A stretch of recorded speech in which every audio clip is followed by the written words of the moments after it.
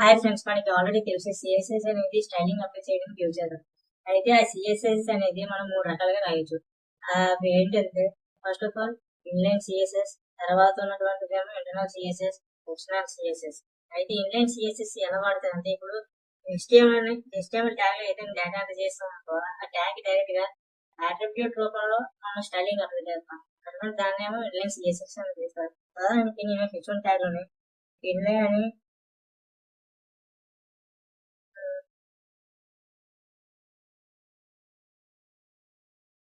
CSS అని enter చేశాను అనుకుంటున్నాను. దీనికి పర్టికులర్ కలర్ అంటే బ్యాక్గ్రౌండ్ అప్లై చేయాలనుకుంటున్నాను కాబట్టి బ్యాక్గ్రౌండ్ కలర్ అప్లై చేద్దాం. ఇప్పుడు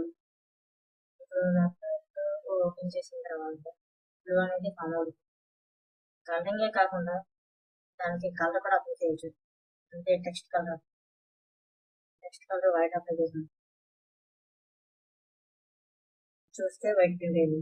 దీన్ని ఇన్లైన్ సిఎస్ఎస్ అని పిలుస్తారు. నెక్స్ట్ ఉన్నటువంటి సిఎస్ఎస్ అనేది ఎక్స్టర్నల్ సిఎస్ఎస్. ఎక్స్టర్నల్ సిఎస్ఎస్ ఎలా రన్ చేస్తానంటే ఇప్పుడు నేను ఒక ట్యాగ్ తీసుకున్నాను. ఆ ట్యాగ్ లోనే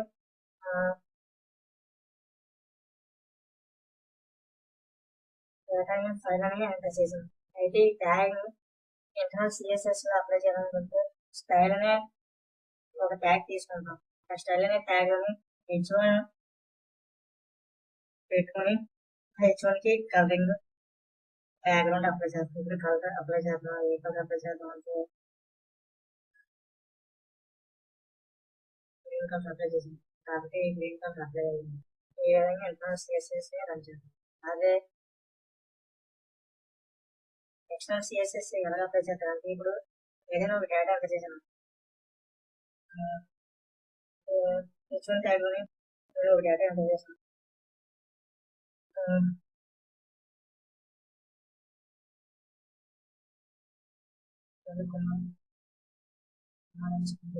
అయితే దీనికి అప్లై చేసినటువంటి సిఎస్ఎస్ మొత్తం వేరే ఫైల్లో మనం అప్లై చేసి రన్ చేస్తే అది రన్ అవుతుంది. ఆ విధంగా మన ఎక్స్టర్నల్ సిఎస్ఎస్ రన్ చేద్దాం. ఉదాహరణకి నేను ఇక్కడ లింక్ టైప్ తీసుకుంటున్నాను. లింక్ టైప్ లో